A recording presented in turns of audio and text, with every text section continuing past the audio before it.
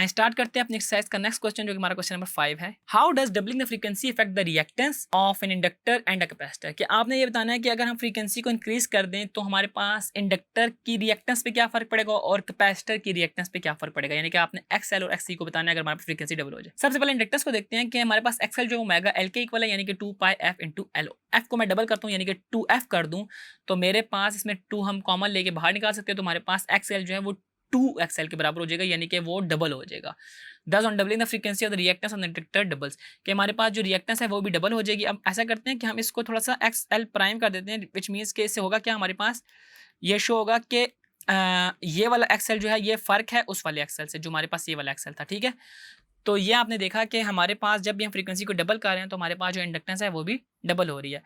अगर हम कैपेसिटर की बात करें तो कैपेसिटर को हम XC से डिनोट कर रहे हैं और 1/मेगा-C होता है, और F को हम डबल करते हैं तो डिनोमिनेटर में 2 आ रहा है और इसको हमने XC प्राइम से डिनोट करना है। तो हमारे पास ये चीज़ शो हो रही है कि हमारा जो कैपेसिटिव रिएक्टेंस है या हमारे पास जो भी इसकी हम कहते हैं इसको XC, ये हमारे पास हाफ रह जाती है। तो आपने इसको ऐसे लिखना है कि hence on doubling the frequency the capacitive reactance becomes half.